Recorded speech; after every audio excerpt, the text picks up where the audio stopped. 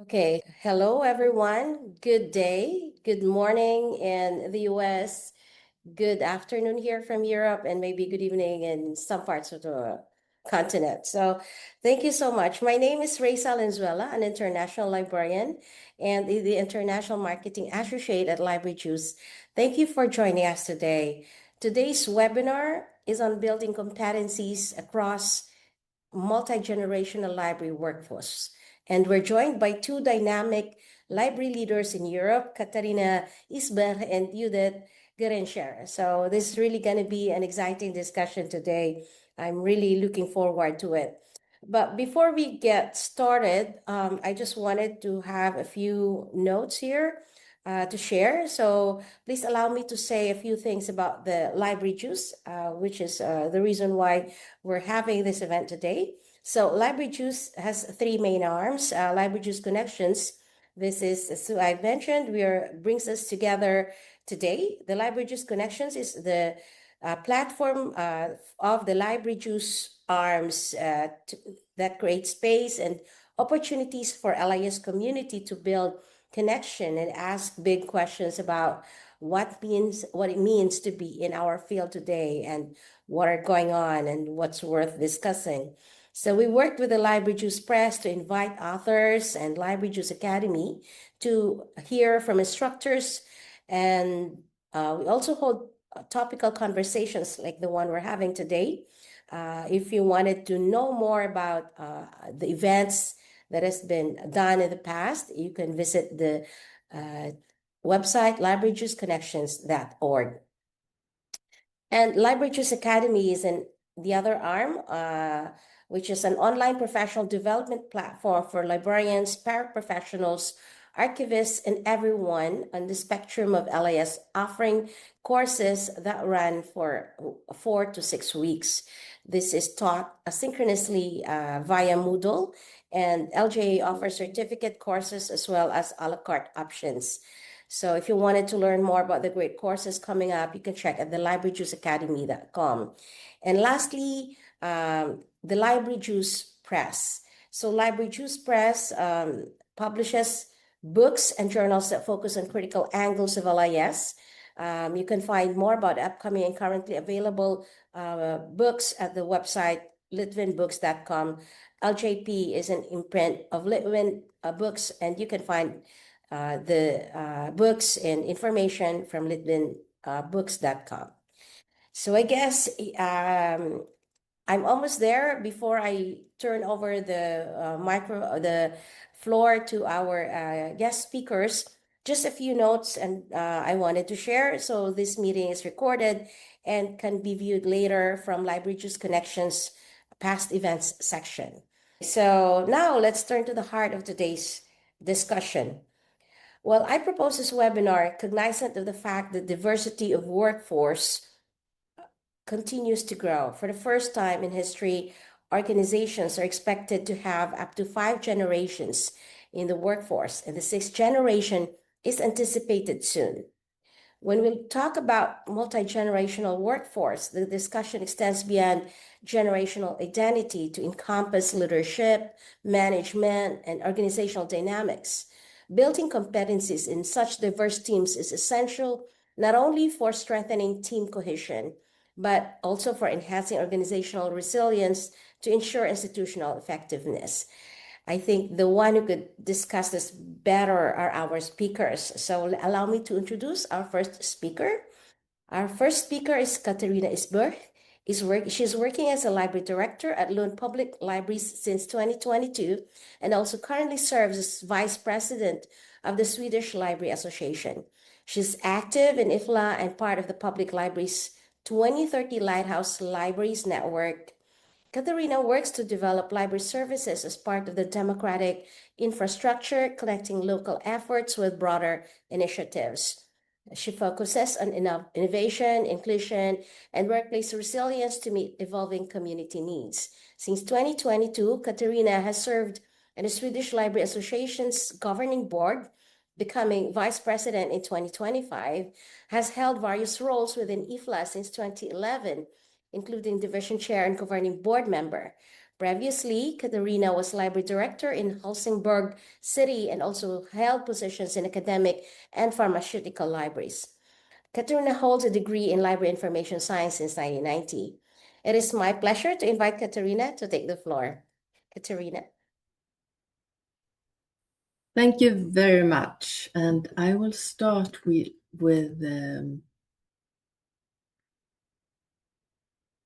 sharing my screen. And now I hope you all see my presentation. Building competencies across a multi-generational library workforce, that's the scope for today. And to be able to do this, I really think that we need to change, and we need to change, all of us. Katarina, sorry to interrupt Yes. you. I think we can see your screen. You can't see my screen? Yeah. Then we start it all over again. Share again. We tried this before, and I hope it will work. It's... There you have the presentation. Okay. And there. Yes. Perfect. Yes. Sorry for this. Katarina Isberg is my name. I'm library director, and I am also a member of the IFLA Advisory Committee on Ethics and vice president of the Swedish Library Association. And I will start talking about this scope, and I will, during my presentation, use the word change a lot, because I really think that we need to change. We need to change the way we're working, we need to change as managers, and we need to change as employees. So I will start off with just saying a brief presentation of the city where I'm working and the library. I will talk about the surrounding world we are in, the continuing professional development need, and especially the need of workplace learning. And I will also move into trust-based management, which is something we are working with a lot in Sweden. And also talk a little bit about employeeship and how we develop how we work. And last but not least, we need to be much more bold, be brave. Lund has a vision, which is that Lund creates the future with knowledge, innovation, and openness. And of course, the library is part of this. Lund is one of the oldest cities in Scandinavia, and it also has one of the 100 highest ranking universities in the world. And that is really, you notice the university all over the city. It's an academic city, and many people are connected to the university, either as researchers or students. Lund is in the south of Sweden, and in the south of Sweden we are collaborating with Denmark in something we call Greater Copenhagen. It's all the cities in the south part of Sweden and in that part of Denmark that are really collaborating. And we have 132,000 inhabitants in Lund. And our mission of the Lund Public Library is that we are everyone's library. We are open to everyone. That's also part of the Swedish legislation, the Swedish Library Act. And our mission is we library, and we have that as a verb. It's an active thing. We library together in different contexts where people can meet, be inspired, and develop. We strengthen people's participation in the democratic society through literature, information, knowledge, and culture.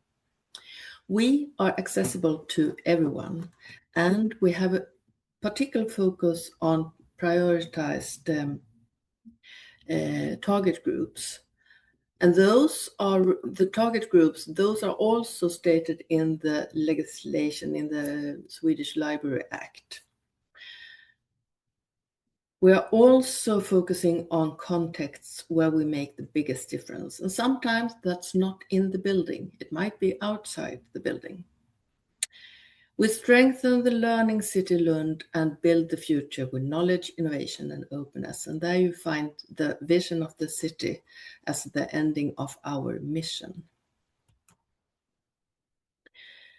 But we are not just a city and a public library. I strongly believe that we are all part of something much larger, that everything is connected. What we are doing on the everyday level should really be connected to the IFLA UNESCO Public Library Manifesto, to the Sustainable Development Goals, to the IFLA Trend Report, and so on. It also needs to be connected to the national strategies, the national library legislation, and the library strategies. And also connected to the vision and the strategy of the city where we are working. We are part of the city, we are not isolated. And connected to the strategy and the administration, and also the library business plan. We have a special library business plan. And that all need to be noticed and visible in the activities that we are doing every day. But looking outside our surrounding world, it's really complex. We live in a time which is characterized by a high degree of disagreement and uncertainty about what the future looks like. And when we don't know what the future looks like, and we have different opinions on what the future looks like, then we also need to solve things in other ways than we did before. Before, we could make plans and we could work according to those plans for a long time. Now we have to be much more flexible. The digitalization, the globalization, the urbanization, there are many different trends that are really affecting what we are doing. Everything moves much faster, much quicker. We need to be much more adaptable and more agile to what is happening around us. And we need to work much more with innovation and development and progress of our services. And there are emerging behaviors and different expectations from us. And those are both within the organization from different generations, but it's also from the ones using our services. And many of those, especially the younger ones, want to be much more participative in what we are doing. They want to be included in what we are doing, and they want us to work much more transparent than we did before on all levels.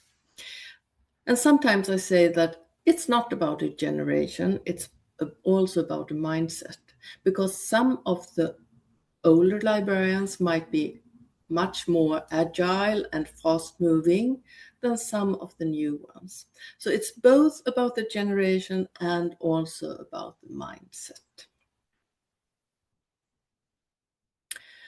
And then we need to work every day with continuing professional development, and we need to do that in different ways. And I really think that the last part, the workplace learning, is most important. That's what you are doing every day when you do a new project, you try a new task, you talk to your colleague and learn something from them, you learn something from one of the target groups visiting the library, and so on. The workplace learning is really something that needs to be part of the plan. And of course, we still have strategic plans. We need to know about what is the future looking like. But we also need to include all the staff in that work. Because when the uncertainty is large, then no one can know what is the right thing to do. We all have to work much more collectively and use all of our potential and all of our knowledge. So use all the stuff in the planning. But also, when you are working on a successful change, the strategy is not enough. You also need to work with the culture and the structure. In order to work in this kind of setting where we are right now, we can't continue working in the same structures that we had before. And we also need to change the culture. And you see in the arrow on the image here how those three are really intertwined, so they are part of each other.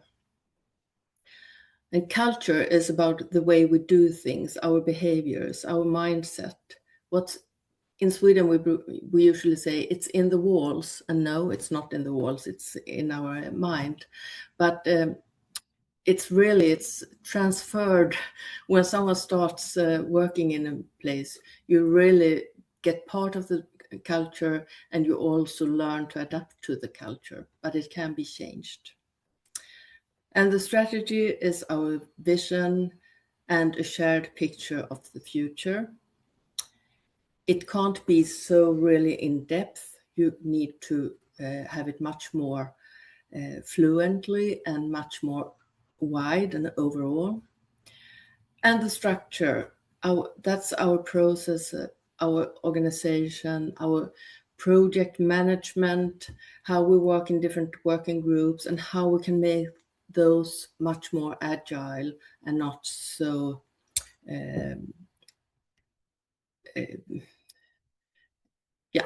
much more changeable, I would say, and flexible. And this is something I've been talking about many years now, but in order to have the skills you need to do your daily work and to fulfill the mission of the organization, the work you are there to do, you really need to have a functional skill. And a functional skill is not just the professional technical skills. The professional technical skills, that's the library and information science for us. But that's not the only thing we need to develop. We also need to develop the strategic skills so we know what the outside world is doing. We need to know where we are heading. We need to develop our social skills, ways of collaboration, ways of really adapting to the needs of our target groups and customers, and also develop our personal skills, our mindset, our way of take responsibility, our values, our attitudes, all of that. And we need to talk about it much more.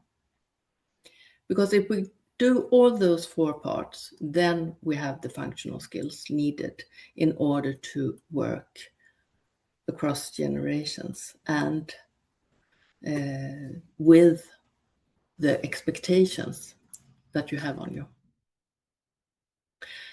IFLA, the International Federation of Library Associations, made a trend report in 2024, and in 2025, a skills agenda connected to this was released. And there are three different skills that are part of this skills agenda. It's the practical skills, it's partnership skills, and it's personal development skills. And if you remember the wheel, the competence wheel that I had in the last picture, this one, you can see that there is not four of them, but there are three of them. And practical skills, they refer to the technical abilities that can help us make a better and safer use of technology and other opportunities to achieve greater impact. For example, AI. We all need to work with AI. We need to know about the possibilities, but also the challenges. Partnership skills are those which allow us to collaborate more effectively, as well as to engage with our colleagues, communities, and partners. And sometimes we're used to working in our own little bubble, but we need to really interconnect with others and make use of their competence in order to solve what is needed from us. And then it's the personal development skills, which help us to think further and more broadly, help us to become leaders of ourselves, and to bring out the best in others. Because it's not only the manager who needs to be a leader. All of us needs to lead ourselves every day, every moment. And that brings me over to trust-based management. In Sweden, like 10 years ago, we had a delegation of trust, which was a national, it was not connected to libraries. It was really all over the disciplines. It was looking into, in a research-based way, on how to move forward from new public management and into another management style, another governance and management.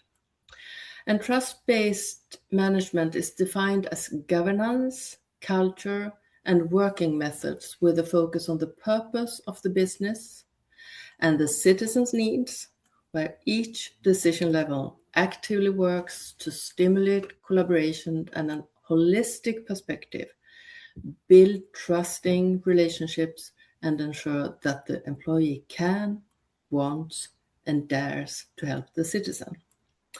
And it's really a matter of trust between the top and the employee, so that the employee has much more mandate and also responsibility in order to fulfill the daily work and the wants and the needs of the citizen.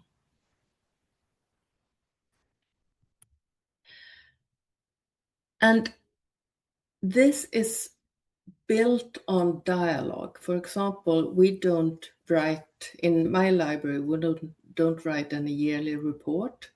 We have dialogues. I have dialogues with the department managers I have, and also I have dialogues with my director, my manager, to showcase what have we been doing during this period.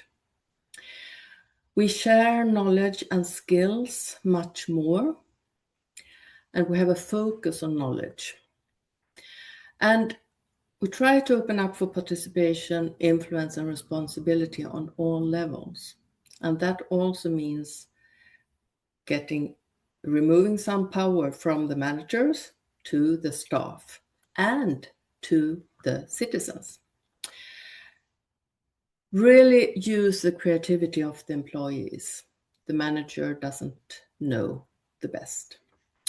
And a clear structure paves the way for this, but the rest is really created by the culture of the organization. So the culture, once again, needs to be developed.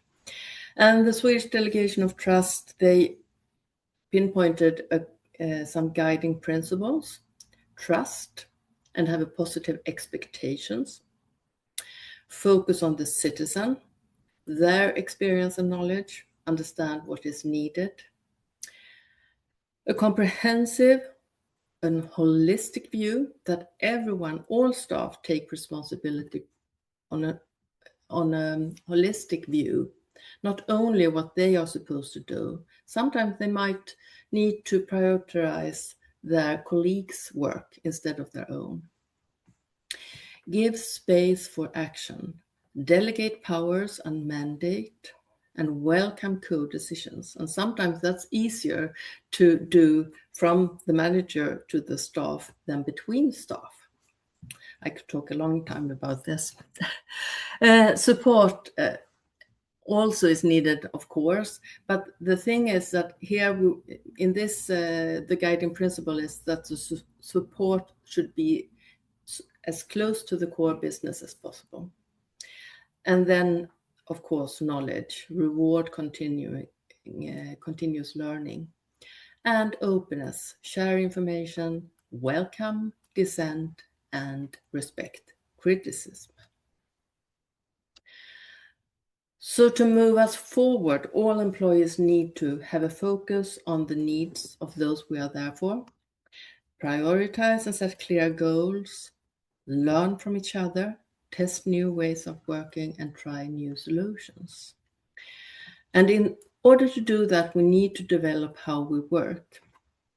And looking at employeeship, there are three themes: reliability, adaptability, and proactivity. You need to act and deliver as expected according to the role you have and the business you are in. You need to adjust to changing circumstances, and you need to initiate and drive change. And you need to do this in relation to work tasks, in relation to colleagues, and in relation to employer. And if you put all of this into a diagram, it looks a little bit like this. You have the work tasks, the colleagues, and the employer, and then you have all of these connected to reliability, adaptability, and proactivity. And you can really look into, but what is part of this? What does that mean in my role? And how can I move a little bit more towards proactivity, but also I need to be reliable. You need to be all of this. So for the future, I really believe that we need to foster innovation and involve the society much more in our business. We need to embrace and open up to new roles and competencies. We need to actually recruit other people than librarians, I think, because we need to have a full and broad perspective of the business. And I really believe that libraries can remain essential, but then they need to be future-oriented institutions in a time of change. And finally, be bold. As a manager, I want to challenge, inspire, and support so others can succeed. Because if others succeed, the business succeeds. Together, we create the future.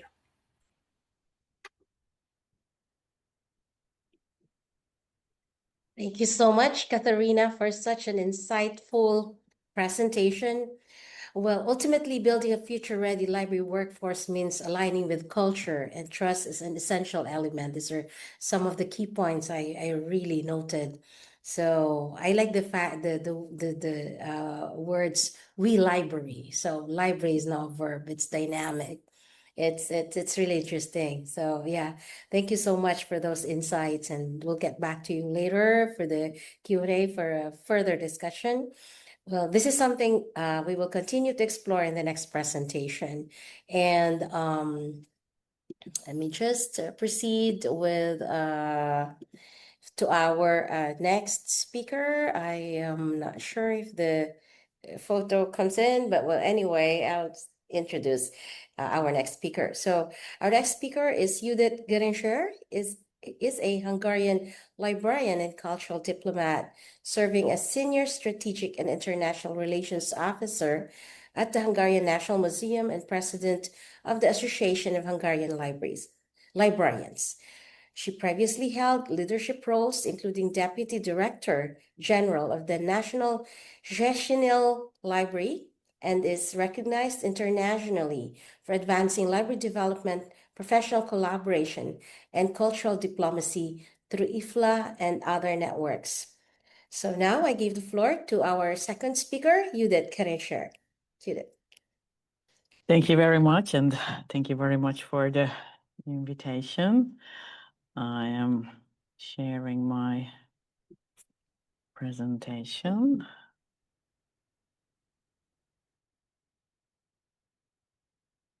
Yeah, I get the feedback that can you see my screen? Yes, it's perfect. Yeah. Perfect. Thank you very much. So, thank you very much, Katarina, for the wonderful presentation, because you covered many, many aspects which are really important, I think, concerning this topic. And I would like to add some more elements. Once again, thank you very much for the invitation. I'm really honored to be here and tell you my experience and my knowledge. I will do my best. I promise that to be able to fit in the time, but I would like to ask Raisa to send me a kind of sign when I'm over the time limit. I would like to focus on two major points. I would like to tell you a little bit about the labor market trends and the 21st century competencies. And then I would like to talk about the new roles of libraries and librarians in the mirror of the trends, with special reference to the multi-generational library workforce. So first of all, I would like to share with you that when we are dealing with the 21st century labor market, I see that if we would like to say a few words about their features, we can see that the rapid technological change, the digital transformation, and there is a shift in the needed skills. So these are really important trends. And if somebody would like to be successful in the labor market in the 21st century, he or she has to have a kind of combination of digital, cognitive, social, and emotional competencies. And I'm sure that you know this very famous author and book. You all know Harari, who wrote a book under the title 21 Lessons for the 21st Century. And in that book, he claims that it's really difficult to tell how the labor market will look like in the future. So it means that I usually translated this sentence or this book that if you would like to give advice for your children or grandchildren, what kind of job they should choose in the future, it's really difficult to tell, because everything is changing very, very quickly. And what we see that the innovations, AI, machine learning, the robotics will have a really big impact on the whole way of life and our profession as well. And I would like to show you a report which was published by the World Economic Forum.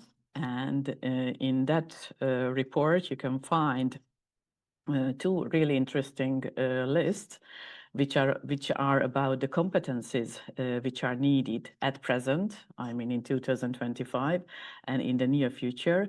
And you can see that now analytical thinking, resilience, flexibility, agility, leadership, social influence are the most important skills. But if you look at the other list, you can see that the innovations, so AI, cybersecurity, and technological literacy are the most important skills which are needed for the citizens and for the librarians as well. And I don't want to repeat Reisa's word, but it is also in my presentation that for the first time in history, so 5 generations work side by side in our libraries.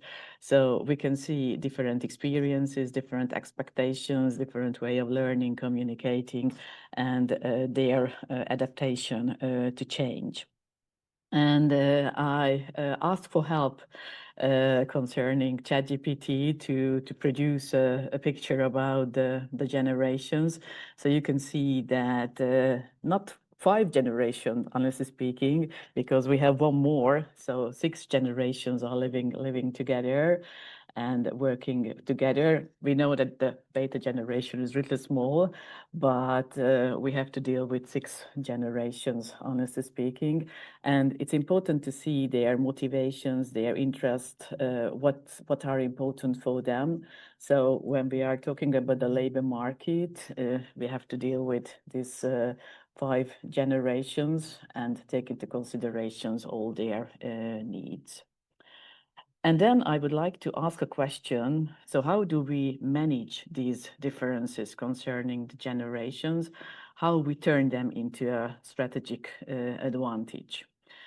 It's really important to see that when we are talking about libraries and the future of libraries, it's important to say that not the technology is alone which will define our future, because the human side is important in that sense very well. So the people, the users, the librarians, the knowledge, and the generations. And then I would like to talk about the other topic of my presentation when I'm giving information about the new roles and new functions of libraries and librarians. I don't know how much you met with this new definition of libraries, the Library 5.0 concept, which means that we are talking about libraries as a human-centered, empathy-driven, and ethically guided institutions in the 21st century, where it's really important to mention that the technology and the innovation serve the people, the communities, and the cultural values, and not vice versa. Because it is usually seen that we put much more emphasis on technology and innovation, but we have to see that these things serve the people, the communities, and the users. When we are talking about the trends, we also have to mention that libraries must redefine themselves concerning identity, roles, functions. It's not an easy task, we know, but we have to find a way. And what is it in the middle of our universe? These are the users. And we can also say that they are the drivers of the change and innovation. So how a 21st century library looks like, I usually say that this is a community-driven library where we have to pay attention to the needs of the users and also the librarians. I would like to show you a picture about the most important future technology trends. You can see 25 of them, and I highlighted some of them in green. And I think that these technologies have a really big impact on libraries and the services and the future work of our institutions. So we have to deal with them. And also it is important to mention that we see that new competencies, so I have mentioned new competencies are needed both for the citizens and the librarians. And if we would like to find a new role for libraries in the 21st century, I think this is the education, because the citizens and the users would like to have the new competencies. So the libraries and the librarians can be the people and the institutions who can teach them these new competencies. So what I see and what is the most important for me to say that the learning supporting and quality of life improving role of libraries is undeniable and unquestionable in the 21st century. And I think what is the most important thing is education and training. When we are talking about the users and talking about the librarians, we can say that we are all super. So super librarians and super users, but we have to train ourselves, we have to learn, we have to get the new knowledge, we have to have the new skills and the new competencies. So we have to pay attention when we are talking about the multi-generational library force as well. And thank you very much, Katarina, to mention the IFLA trend report. It is also in my presentation. And I wanted to add one more institution, EBLIDA, which is the European International Library Professional Institution. And it's worth looking and reading each strategy, because it is also deals with the trends and how libraries and librarians should reflect on the challenges and the trends of the 21st century. And I would like to mention one more important document. This is from the United States, American Library Association State of America's Libraries Report. And I found this document very, very interesting, because we can find information about the relevance of libraries in the 21st century and why libraries are really important for the present and the future as well. And when we are talking about the roles of libraries, we also see that they are having new functions, new roles. But I think the educational role of libraries is one of the most important. And also, when we are talking about our topic for today, the multi-generational library force, I think this is the key word for the present and for the future. And I don't want to be really provocative, but I would like to ask a question. It's worth examining. We are ready or not as a multi-generational community or library to adapt, to collaborate, and lead in a library. We know that there are many, many challenges that we have to face, and it is important to answer these questions. And Katarina mentioned a lot of very important things about the competencies. I would like to add some more elements. When we are talking about the competencies and new roles of librarians, I would like to add that you can see on the screen, so digital literacy, the innovations and the competencies connected to them. AI is one of the most important, I think, in the 21st century. Creativity, adaptability, Katarina mentioned them as well. We have to pay attention to sustainability, the green transition, and how we can support the lifelong learning, both the libraries and the citizens. And I have one more slide concerning the competencies. It is also reflect and very parallel with Katarina's presentation, because I also wanted to share that I think we have to combine the competencies.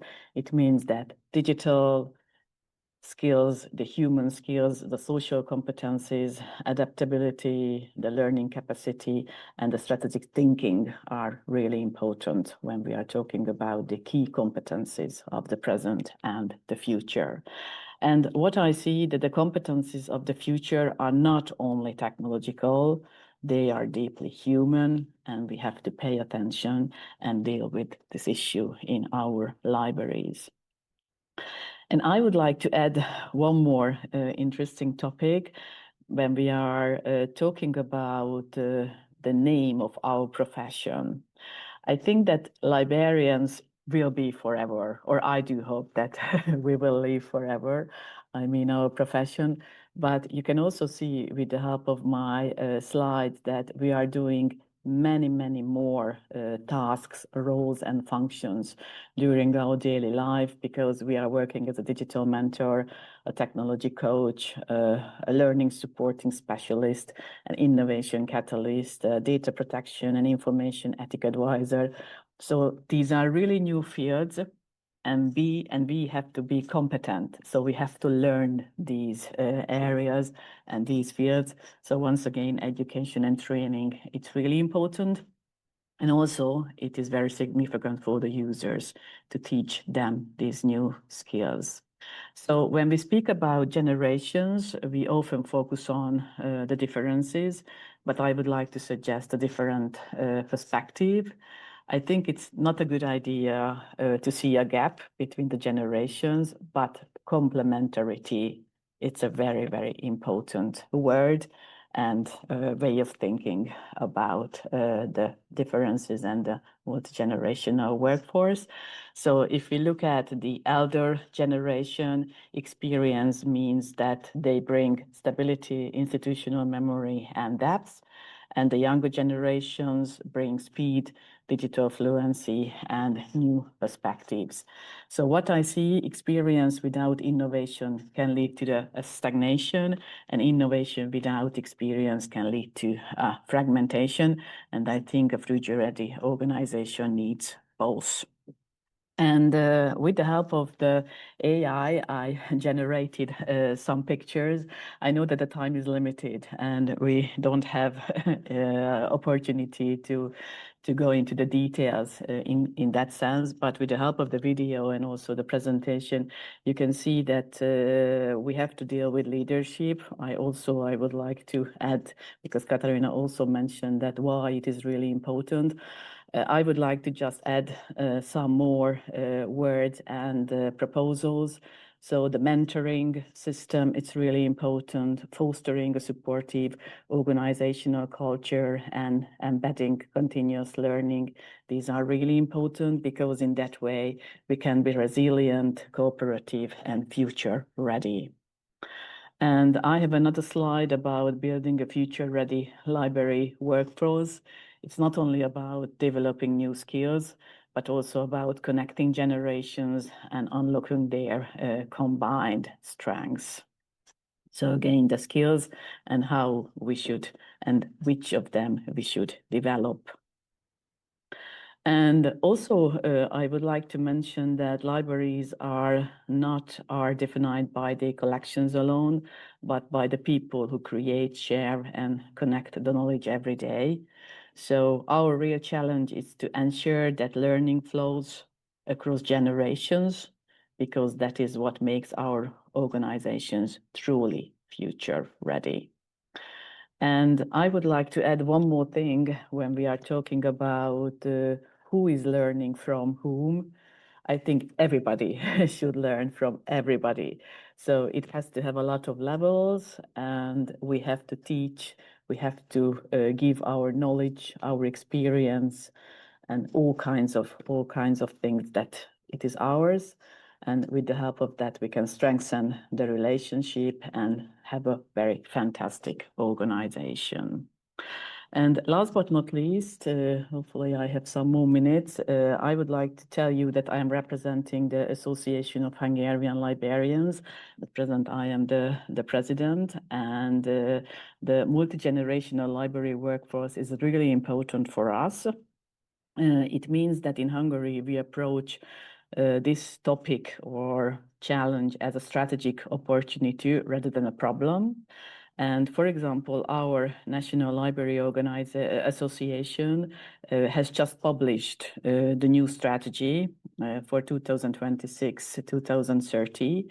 And we are dealing with this issue, focusing on mentorship, knowledge transfer, and the active involvement of young professionals.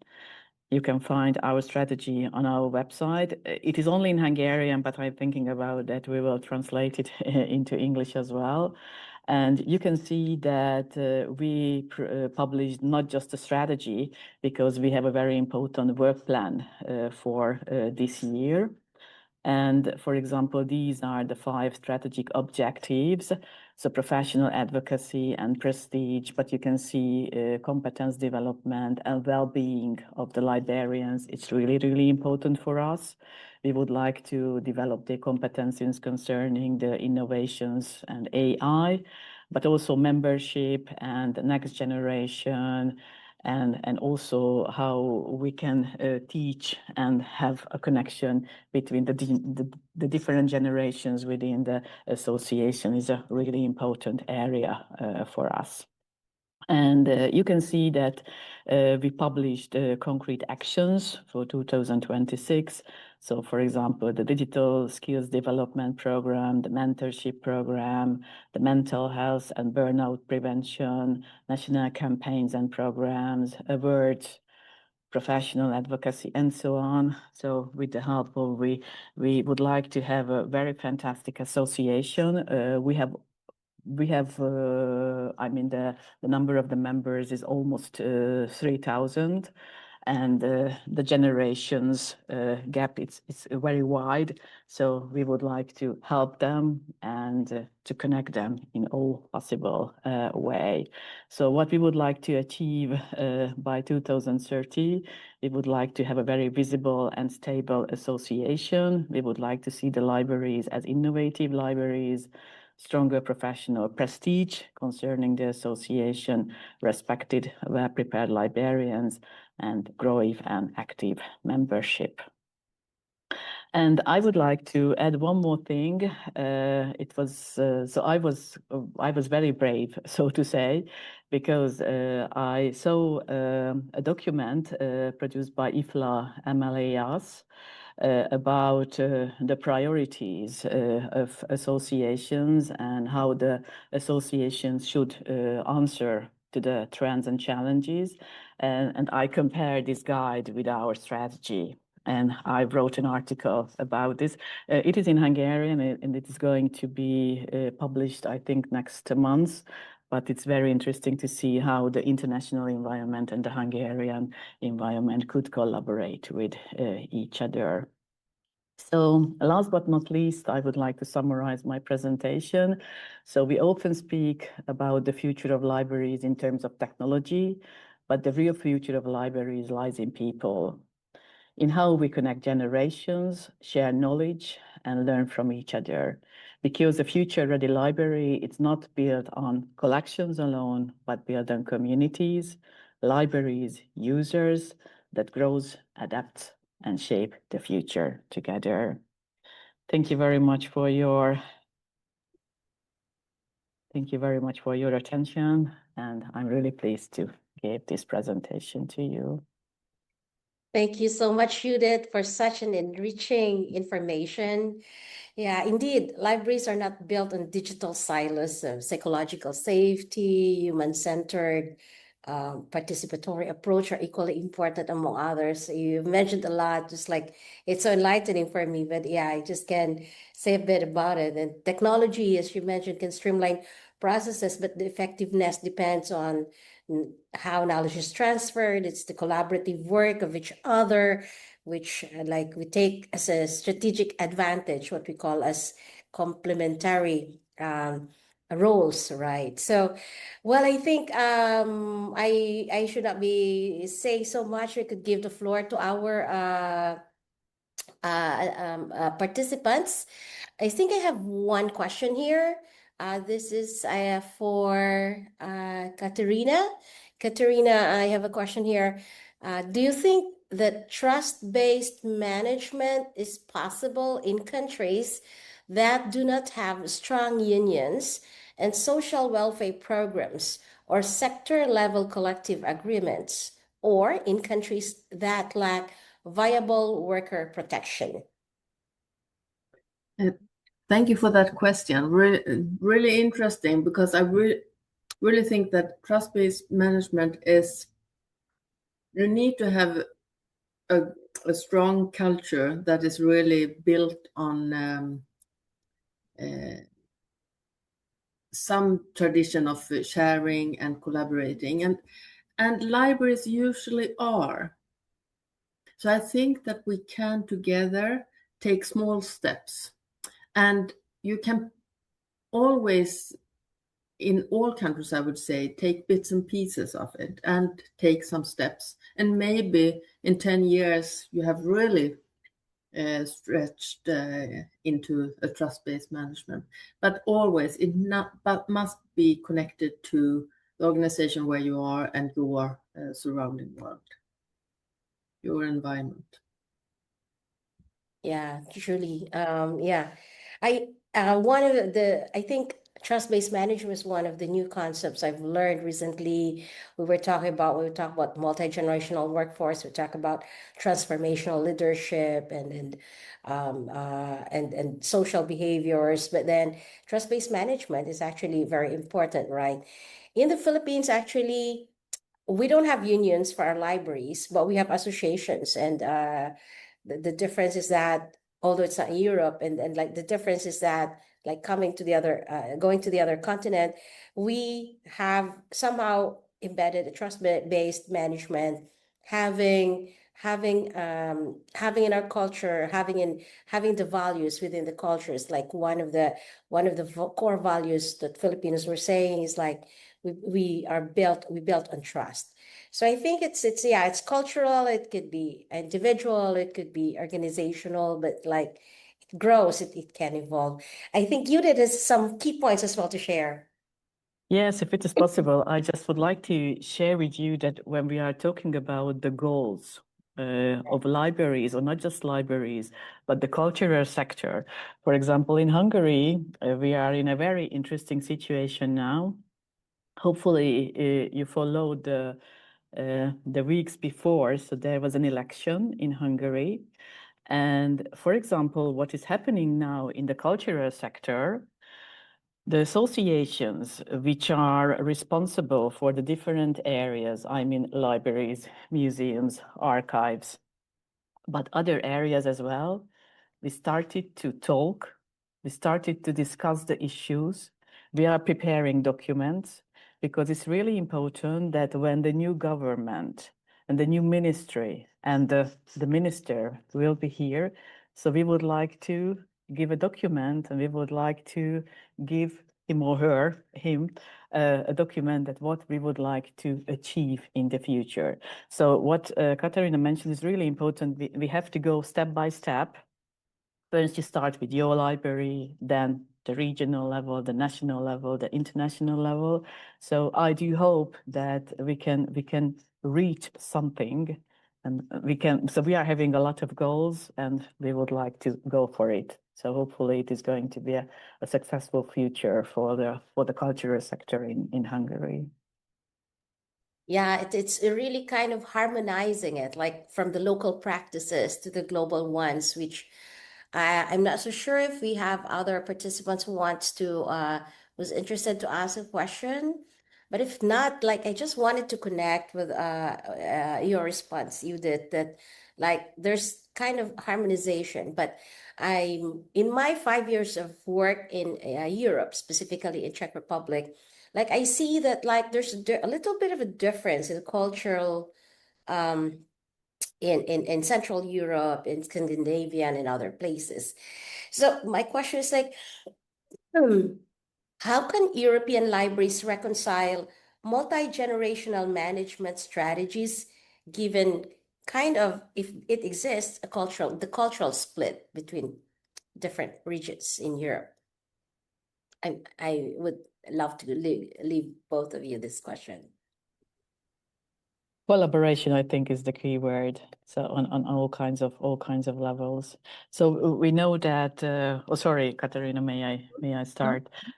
Thank you very much. So what I see, which can be a very good examples, there are a lot of opportunities for libraries and for the cultural sector concerning collaboration. So when we are talking about, for example, the different projects, Horizon or Erasmus, so there are certain areas where we can collaborate and help each other. And in that sense, the stuff exchange, how we can teach each other the best practices, I think they can be very useful for our colleagues all around the world. Yeah, and I totally agree on that collaboration is key here, and to really learn from each other, because even though there are differences, there are also so many things that we can actually reuse. Just make a little twist to it, and it will work perfectly in the situation where we are. So really, really collaborate more. And I would actually like to work much more closely to some European libraries when it comes to the media and information literacy, AI, democracy, and how that is really changing, and also how different pressures from the outside is pressuring the societies, but also the libraries and democracy. So I really think that even though we are different, we should try to learn from each other.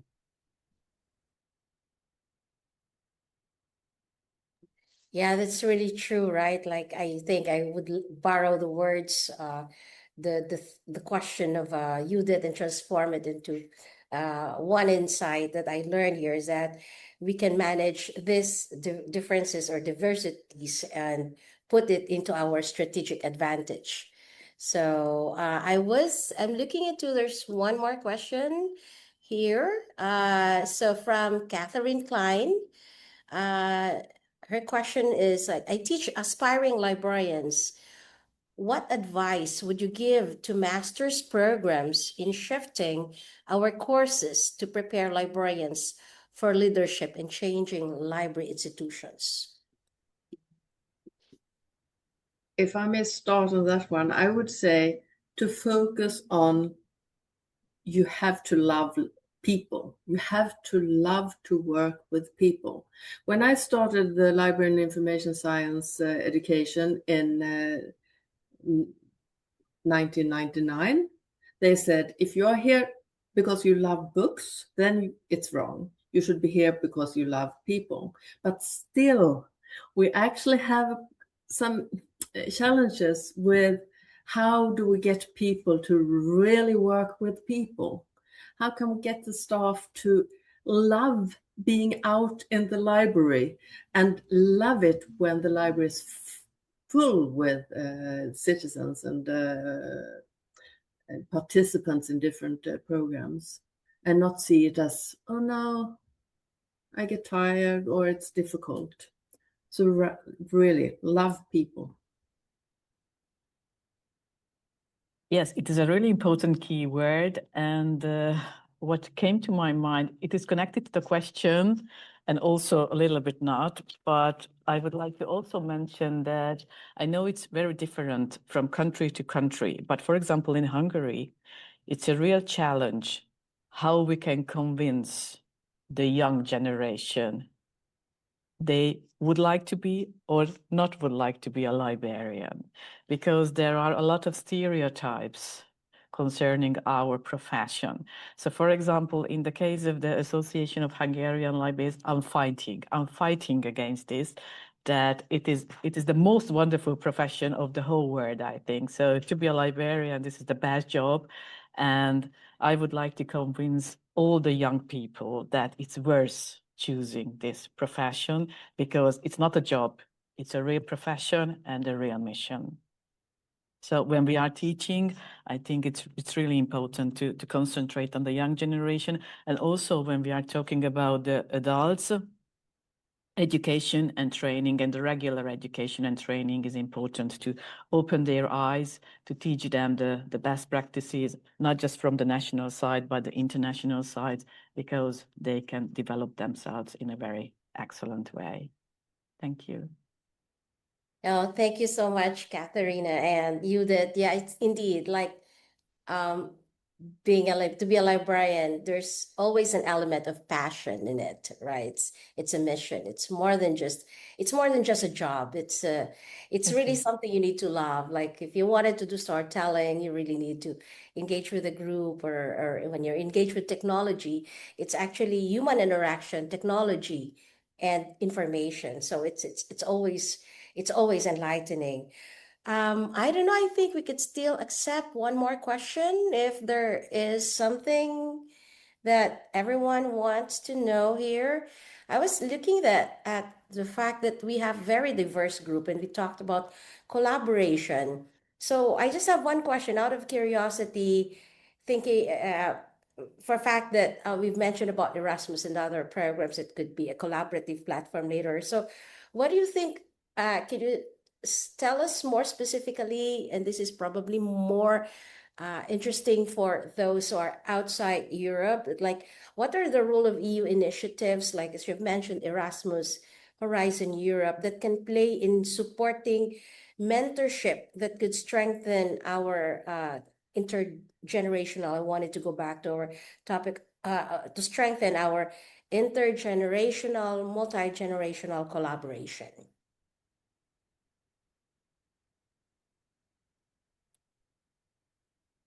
A good question.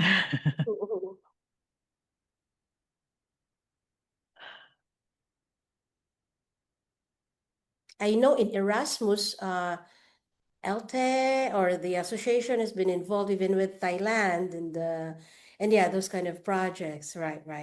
What I see in Hungary, that many Hungarian libraries, or many, so a lot, some of them have participated in Erasmus Plus program. It means that 2, 3, 4 libraries work together. They travel to each other. They participated in different workshops and trainings, and what I see, the real advantage of this Erasmus Plus collaboration, that when the Hungarian librarians are in Hungary, so they spread the information. So I think it's really important that they don't hold the information and the knowledge, but they spread with the help of trainings, with the help of publications. So what is in my mind, and also the association is thinking about to take part in Erasmus Plus. I do hope that we will be able to do this in this year at the second part of the year. So we would like to apply. And I would be really happy to give opportunity for librarians to go abroad, try out themselves, get new knowledge, get new competencies, because this is not the future, this is the present. So if you would like to learn and train yourself, this is the key point. Thank you. Katerina, do you want to Yes, say? and I think that there are several different examples, and one was posted in the chat, the Europe Challenge, which is good to follow. Also, the Public Libraries 2030 is something where you can follow and see what's going on and get some inspiration. Erasmus Plus is really important.